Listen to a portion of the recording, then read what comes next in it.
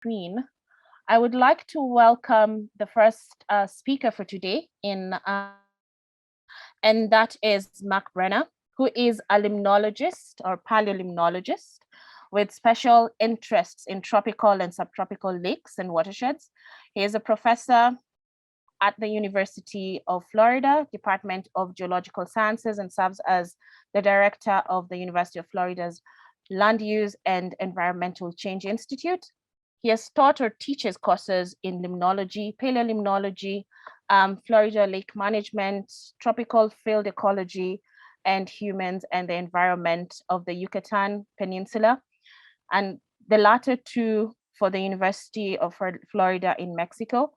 He has coordinated the Geological Sciences Seminar for the past 7 years, and Mark's research addresses interactions amongst climate, environment, and humans, and he has conducted fieldwork in Mexico, Guatemala, Panama, Venezuela, Bolivia, Ecuador, and the Galapagos Island, Colombia, Haiti, Dominican Republic, China, Cambodia, Madagascar, and Florida.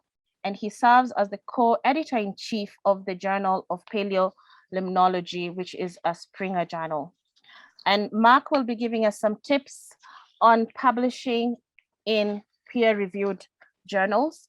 And I think I'll just welcome him. Welcome, Mark.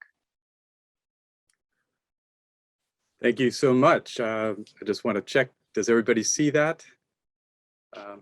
Yeah, can you see my screen? I hope so. Okay, great. Thank you so much, and great to see everybody here. I see a lot of familiar names, and I'd like to welcome everybody. Good morning, good afternoon, good evening.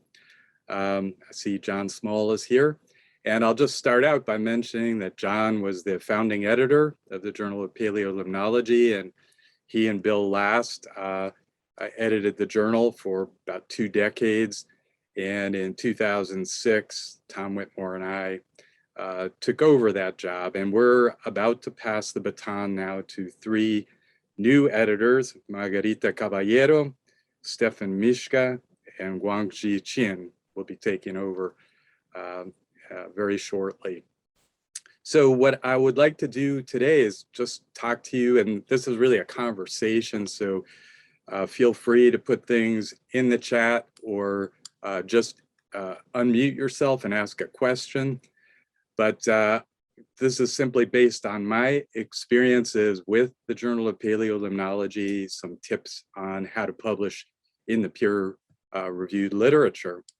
I hope everybody is familiar with the Journal of Paleolimnology, and I'll put in a plug for the journal. I hope that you'll be submitting your work to the journal in the near future and publish there. So the first thing I like to do is just say, like, why do we need editors at all? And it's always fun for me after editing for so long, whenever I read a newspaper, I can't help but do some editing myself in my head.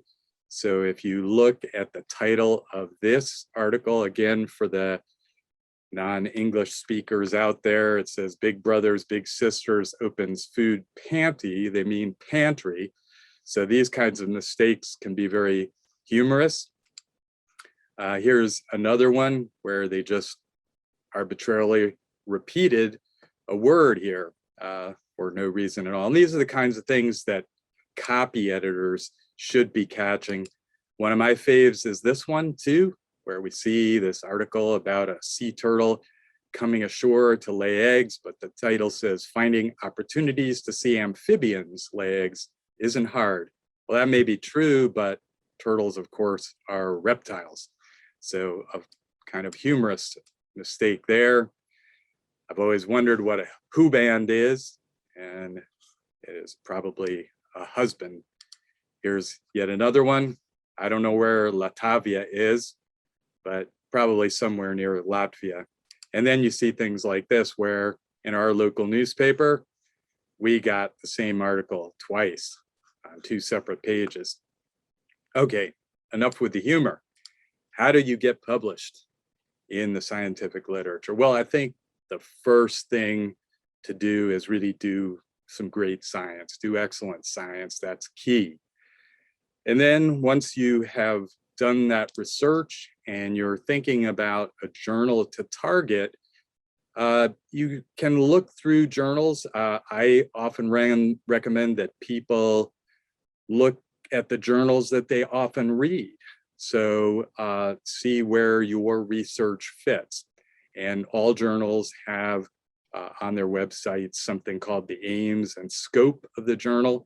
And you can see how well your research fits the aims and scopes of or scope of a specific journal. Some people get very hung up about a journal impact factor. That's all well and good, but it's not everything. And I really feel that sometimes we get so hung up on metrics that we forget that we're really in this for the thrill of doing the science itself. So don't get too wound up in looking at impact factors. Some things you can ask yourself is, is this journal readily available? Is it available only electronically in print form? What is the time? Oftentimes, the journal articles list when an article was submitted, when it was reviewed, when it was ultimately published. And that can reflect not only how quickly the journal is handling the article, but also how quickly the authors dealt with revisions. So that can be a little bit tricky. There are also issues with respect to page charges. Some journals charge to publish, right? There's the pay to play journals, where you pay large sums of money to get published. Some charge for color reproduction, for supplementary material and so forth, and see if this fits your budget. But in any case, once you have settled on a journal, it's important to read carefully the instructions to authors and follow those. And we'll come back to that in a little bit. So again, just to show you some inappropriate submissions that we've received. These are little excerpts from papers that were submitted to JOPL. I don't know why we received these, whether somebody simply clicked on the wrong button. But if you read these little pieces from abstracts, you can see that clearly these were not intended to come to the Journal of Paleolimnology. And if they were intended for us, those people were somewhat misinformed. You can just go ahead and read those. Okay, so when you prepare a manuscript for submission, it's really important to follow the journal instructions very carefully. Ray, first of all, the organization of the paper.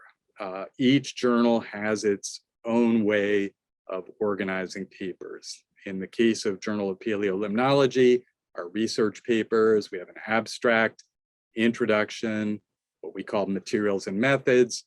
We separate results from discussion, and then a references section, often acknowledgements after that. But follow the instructions with respect to length, to citation style, and with respect to figure and table preparation.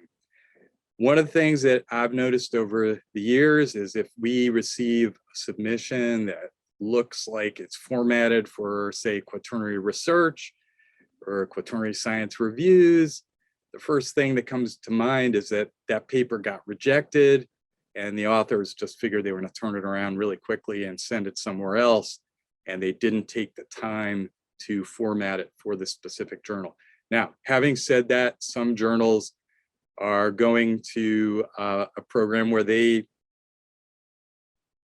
pretty much in a willy-nilly fashion, and they'll go ahead and put the paper into their format. But in any case, that will be specified in the instructions to authors, and just follow those really carefully. I always instruct people to be very terse. Do not be wordy. In fact, the more brutally simple you are, or using brutal simplicity, the better off you will be. I think it's also a good idea when you write your introduction, in the final paragraph of that introduction, it's a good idea to very explicitly list your hypotheses or your objectives You can even number them. Let's say you had 3 hypotheses. Go ahead and number them and list them very explicitly. And then when you get into the discussion, you can return to those 3 hypotheses or objectives and let the reader know whether you were able to answer those questions satisfactorily. Did you, in fact, fulfill the goals of your research problem? If you are not a native English speaker, I think it's a good idea to request assistance from a colleague who does speak English. It's sometimes annoying to editors when there are native English speakers, shall we say, listed as co-authors, yet it's fairly clear that the person who is a co-author and a native English speaker hasn't really had much say in the paper. So it'll be to your advantage to work with people who do speak English and write well in English. I think it's important when you come up with a title to be terse there, also be very simple, maybe provocative. Really long, detailed titles about a specific lake tend to lose readers. You know, if the title goes on for 30 words and is talking about a small, low pH lake in the mountains of Vermont that underwent a pH change that was detected by diatoms and chironomids, by the time you get to the end of the title, you're saying, well, how does that affect my research, or how is that going to do me any good? So be terse, be provocative. My major professor, Ed Deavy, was very good at doing that, being provocative in his titles. And I think when you provide an abstract, that abstract should include your most important conclusions. Don't talk about what you will do in the paper, about exactly what you found. What were the highlights? What were the main findings, the oh wow science that came out of your study? When you get to the methods, materials and methods, explain everything very clearly, provide current citations to the methods that you used. And the idea here being that anybody who wants to reproduce that work can essentially find reference to those methods or use the methods as they're spelled out in your paper to do that work in the laboratory or in the field. In our journal, in JOPL, separate results from discussion in our research papers. Some journals combine the two. For us, we like to see authors simply describe the data, maybe subject those data to statistical tests. And when you do that sort of thing, be very explicit about the significance values, the sample sizes that were used, and so forth.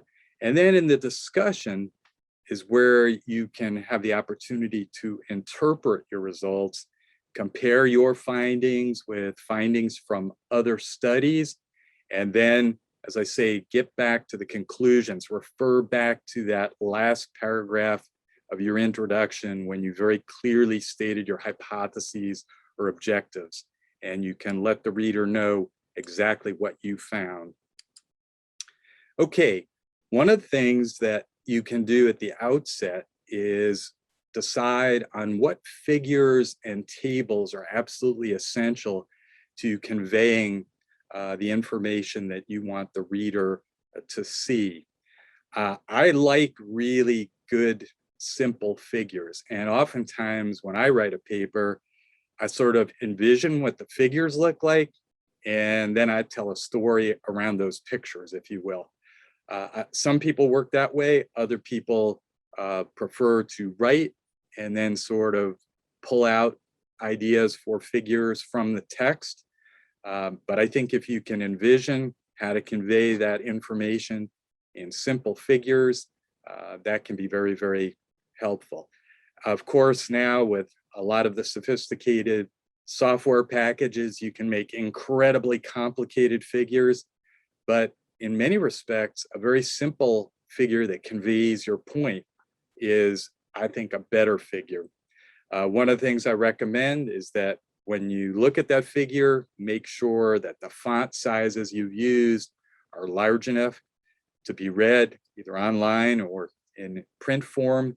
And then if you're doing things like making maps, any geographer will tell you that a map requires a north arrow of some sort, a scale, and particularly because JOPL is an international journal, I think it's not a bad idea to have an inset map of a much larger, recognizable geographic area, because even if you're working on some place that you know very well, many other folks from around the world may not understand where that place is.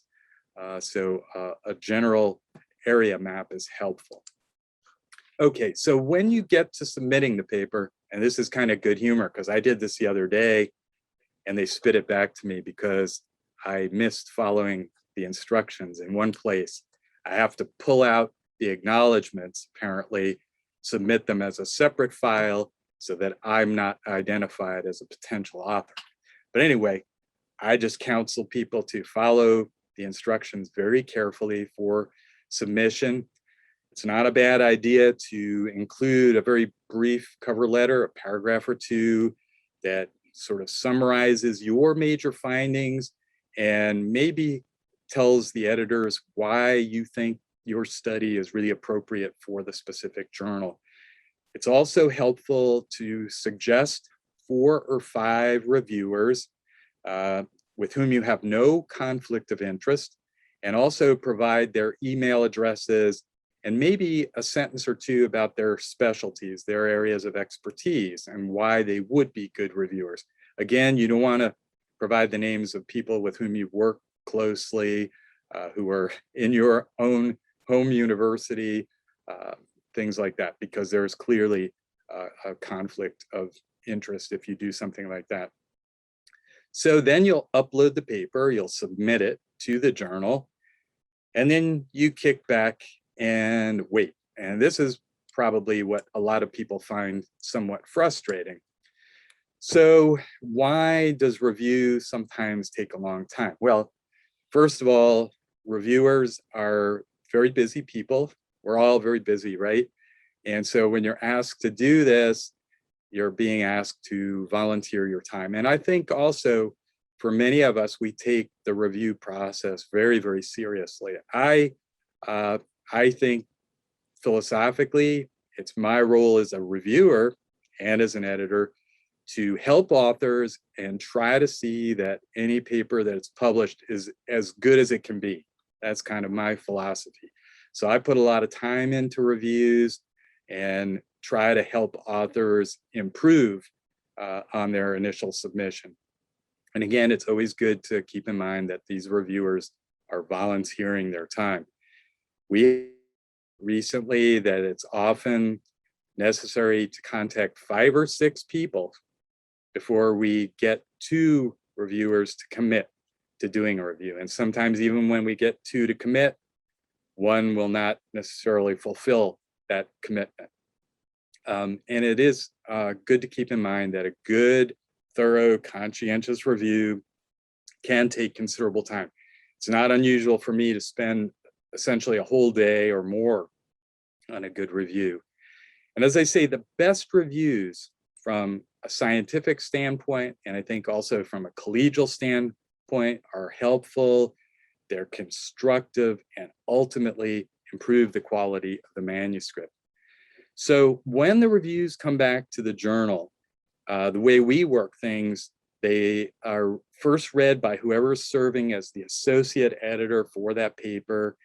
Those people often read the reviews, read the paper, and then send it on to Tom or to me for our judgment at that point. So what do we do once we get these reviews back? And of course, every journal does things a little bit differently. At JOPL, people are asked to say whether the paper can be accepted as is, whether it needs minor revision, moderate revision, major revision, or even should just be rejected. It's fatally flawed, let's say. So usually for us, the easiest reviews are consensus reviews. That is to say, situations in which both reviewers agree and have the same assessment or roughly the same assessment of a paper. Where it gets a little bit more difficult is where we have very divergent reviews. Like, what do you do when one reviewer says reject and one says minor revisions? You know, that's where we sort of step in and you know, impose our own point of view, or maybe ask for a third reviewer in some cases, particularly if it's an area that's way outside anything that we're where we have expertise.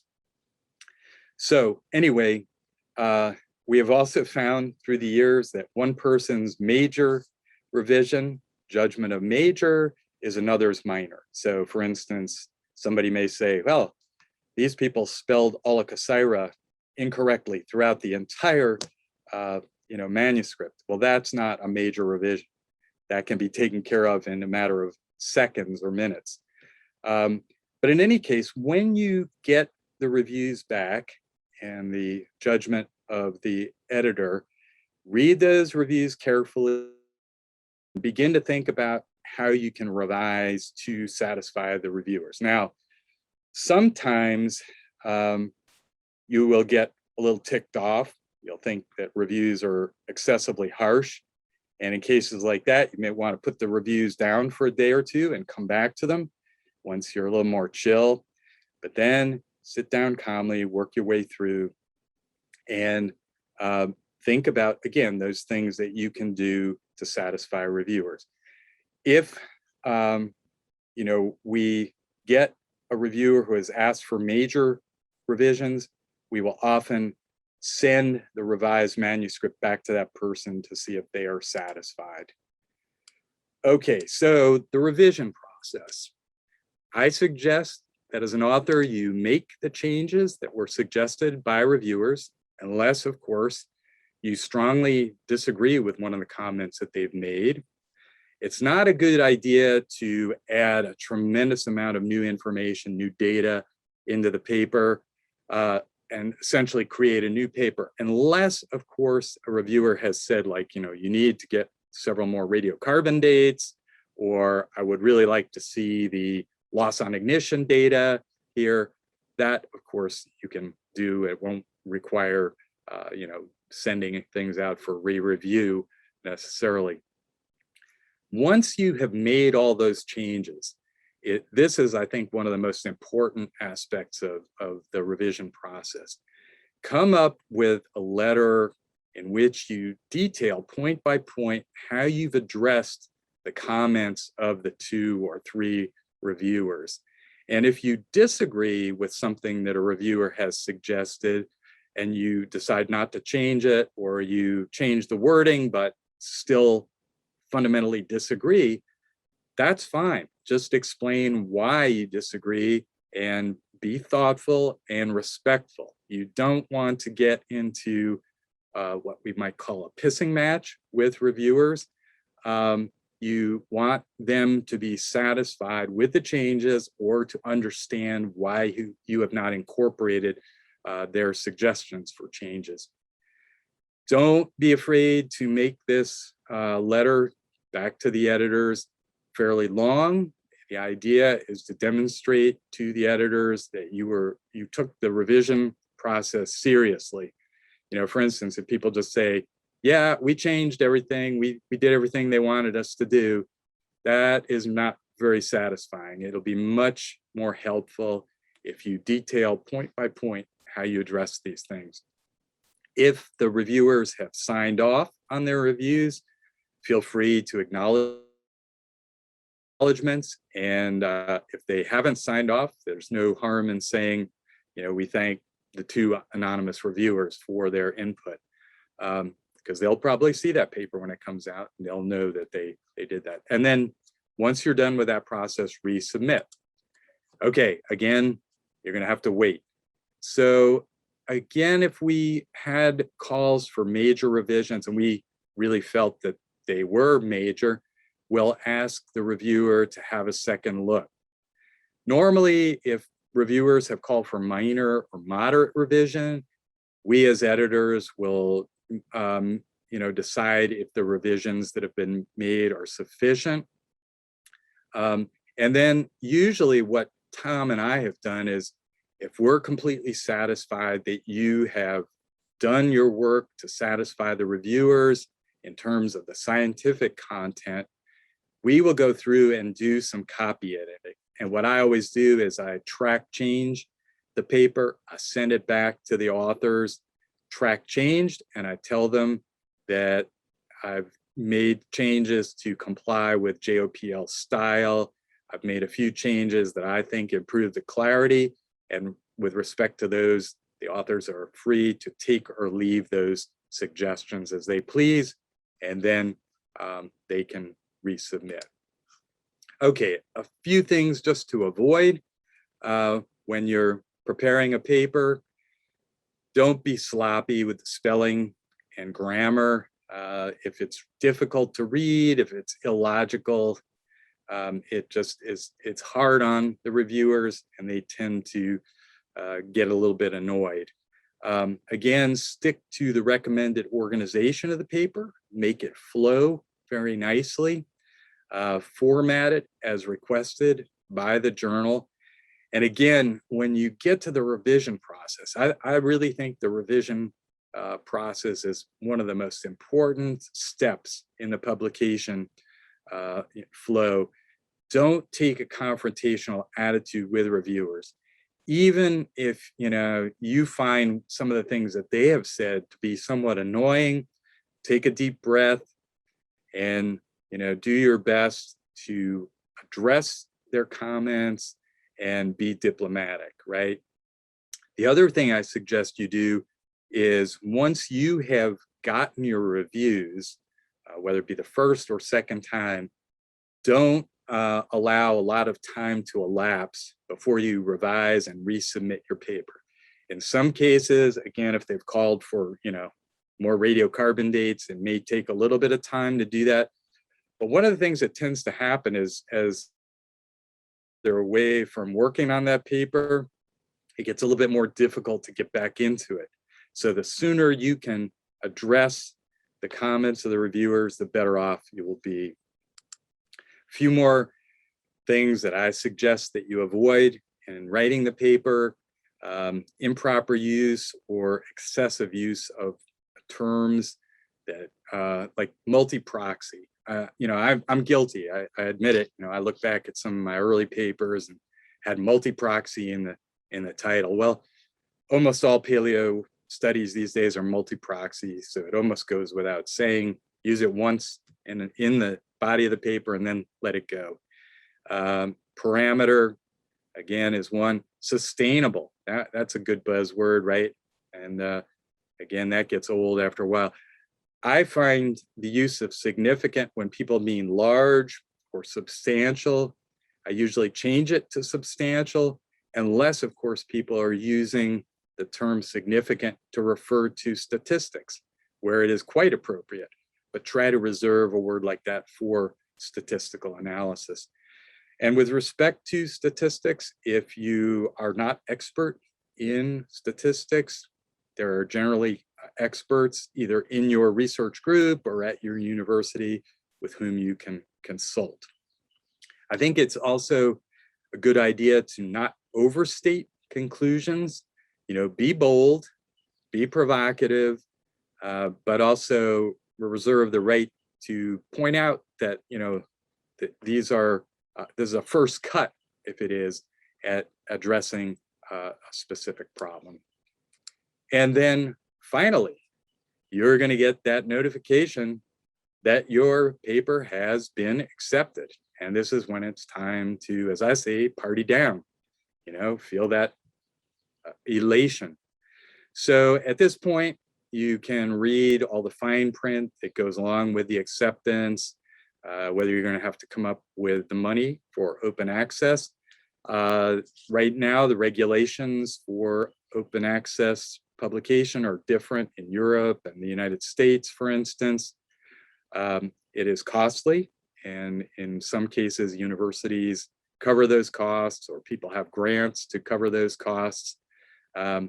but we don't want to let the details of the finances get in the way of your elation that your paper has been accepted.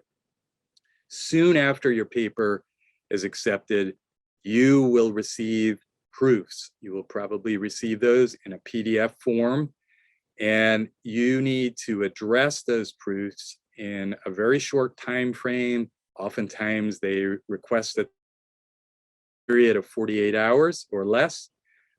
Tom and I both read through proofs when they come through, and we have found that even at proof stage, there are often problems that arise. They can arise miraculously. We don't know how that can happen sometimes in this electronic world, but this is the last time that you'll be able to make changes, and it's worth a close look to make sure that all the units are right in tables, things like that. Figures have not been dropped, figure legends are properly organized, and so forth. But in any case, once you're done with that, party again.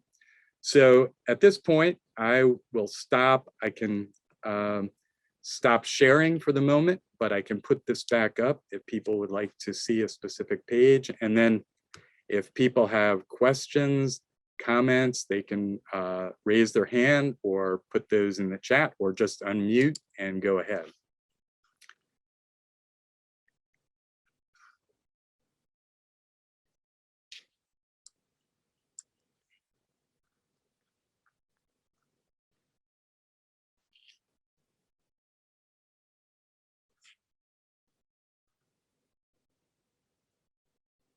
So does anybody have any comments or questions about publishing?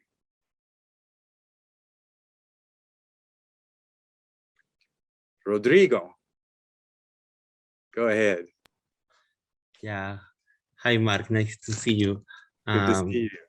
I have been touched a couple of times with you by email, so it's nice to see your face here in by camera. So yes, publishing a paper, I guess that is a really excited and exhausted also process in the scientific career, but it's necessary for science. And I have a question about the abstract and the conclusions, because sometimes it's easy to that both part sections, it's so easy to confuse if they have to be similar or not.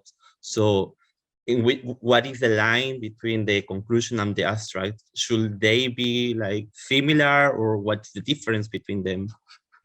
Yeah, I think that's a really good question. I am fine with them being quite similar because my feeling is that the abstract should really contain the sort of take-home message from your study.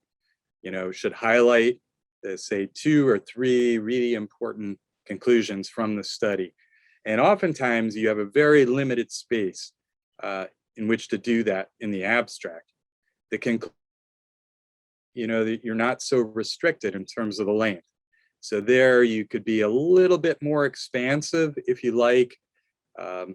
And yeah, but I think you're right in many ways that those two can have a lot of the same information.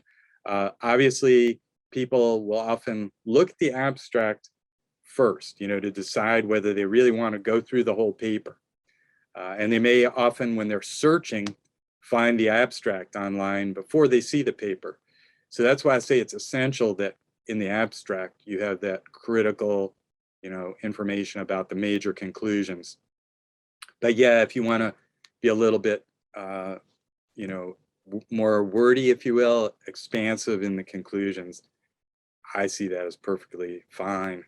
And again, each journal may have, some particular rule about that sort of thing. And we often, have people include a separate header called conclusions. And sometimes they don't. They'll have the conclusions embedded in the discussion. But yeah, I've got no issue with those looking pretty similar.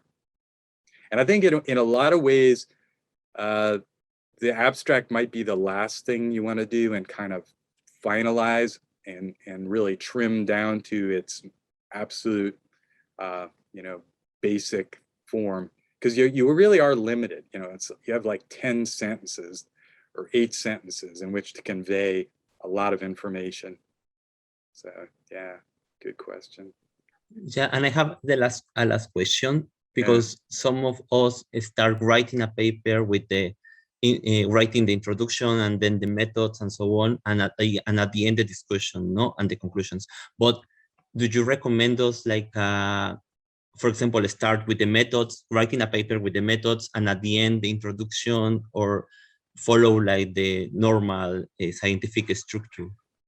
Yeah, I think in some ways, maybe if you can start by thinking about what those, let's say, 2 or 3 really important objectives or hypotheses were, those things that'll go ultimately in the last paragraph of your introduction, that'll start guiding how you write the rest of the paper.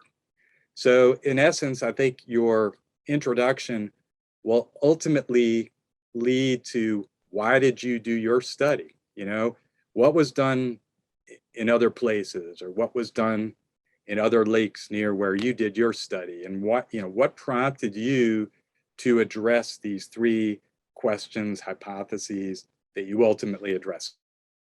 Clear idea of what those 3, and of course, these are not mysteries. We're not writing mysteries for people, right? Where we want to, come up like, ooh, at the very end and tell them. We want to right up front, let them know. And in fact, that's why in the abstract, that information is all there.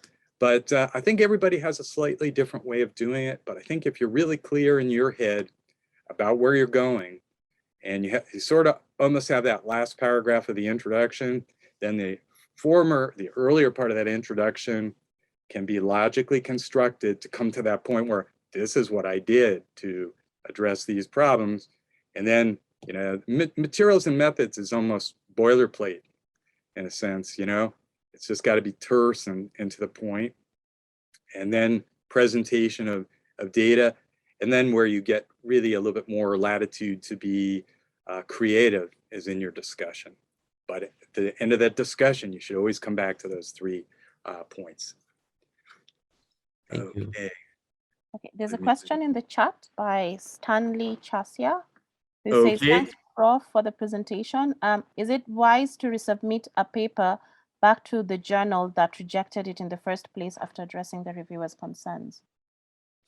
Okay, that's a good question. So I think if you feel that if a paper is like officially rejected by the journal, what typically you might want to do is do a complete overhaul on that paper, taking the reviewer's comments to heart, and then submit it as a brand new submission.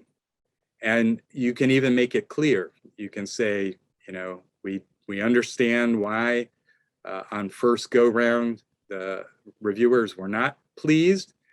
We have gone back to the drawing board. We've done additional work, whether it be field work, lab work, and we are submitting to the journal once again, having taken those reviewers' comments to heart. Okay. Okay, thank you. I think there's another question by Peter that says, what would you recommend for publishing in open access, since the cost is sometimes quite high, especially for us ECRs from southern countries?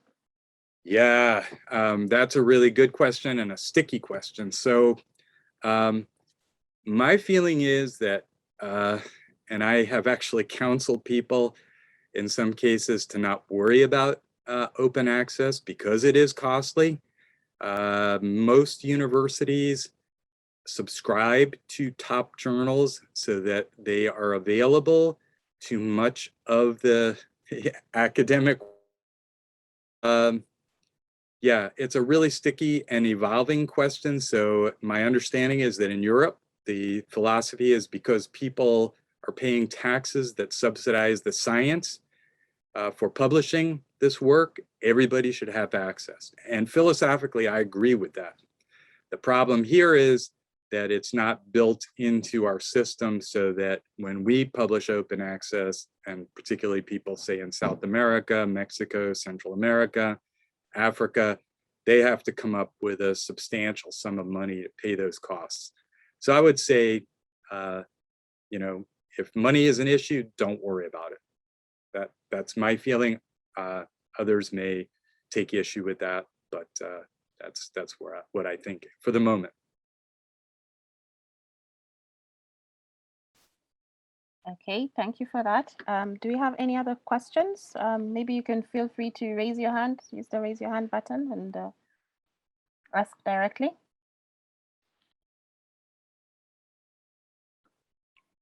Yeah, if anybody else has a comment on that question from Peter, feel free to weigh in too, because that's just my take, you know, here in the US, but others may feel differently.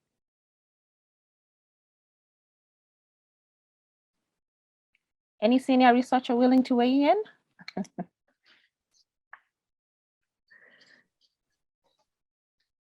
I might add something if we have a minute. I agree totally with Mark on, I'm John Small, by the way, sorry. I agree with Mark totally. I think open access is something that we all agree with, but the actual infrastructure and the financing behind it has not been worked out. And I'm an editor now for another journal, Environmental Reviews, and we have these discussions all the time. And there's some journals that want to go totally open access, which sounds very good, and no one wants to disagree with that. But open access with paying the fees. And my concern has actually been, since we haven't put the infrastructure into place, that we might actually see less publication. People might have 4 papers sitting in front of them, but only have the open access fee for one of them. And so they're only going to publish one of their 4 papers. So it might eventually be counteractive to what the overall goal is, to make it all publicly available, unless we get this worked out. I work very closely with various publishers, and you know, they're aware. I mean, everyone's aware of all these issues. I think we went too quickly without thinking of the financing. There are ways to do this. You know, university for subscriptions. There are ways. You know, you don't want to pay for it twice. You pay for a subscription, and some of it's coming in open access. There are ways, but it requires quite a bit of organization. So we haven't really thought this through enough. And the problem is, it's one of those things that everyone is for it, but no one wants to pay for it. And the idea is that, well, it's all free, it's all PDFs. Well, it's not free. Even I work with a not-for-profit publisher, and it's about $3,000 to actually do a PDF. You know, that's archived and all the things you need to do to have a real publication. So there is a cost associated with it. So putting it down to the author isn't going to work, because most authors, even in countries like, say, Canada and United States, they don't have, you know, publish a lot of papers. Your whole grant will disappear in public access fees. So while I hear, I just say one more thing. I really liked your talk, Mark, but I think I would emphasize, and you did emphasize this a bit, but if I make one comment from someone who's been editing since he was 30 years old, remember that external reviewers are opinions, and you really don't. If you disagree with an external reviewer, and you have a foundation to disagree with it, a good editor is going to very closely listen to you. My view always was authors write papers, not referees. And you probably know the paper and the data much better than a referee who's often doing their best. And I'm not saying to argue with a referee, but I have sat with some early career researchers who I'm trying to help in other countries. And I see, and they're making some revision, which, you know, I don't know why they're making, because it doesn't even match the data. And the argument was, well, the reviewer asked us to do that. Well, you know, if it's wrong, don't do it, you know, or if you don't agree with it. So remember, reviews are opinions, and they're usually very educated opinions, but do not feel you have to accommodate every comment, but you have to address every comment. And I think Mark was saying that very clearly, but I just like to emphasize that because that comes up quite a bit.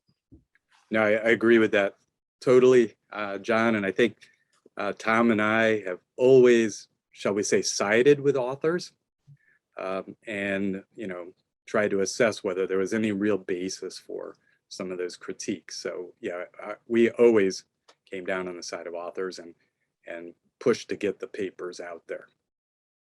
Yeah. Thanks for that. Okay, thank you for Mark and John for those very interesting insights into publishing and some of the questions that are arising from that.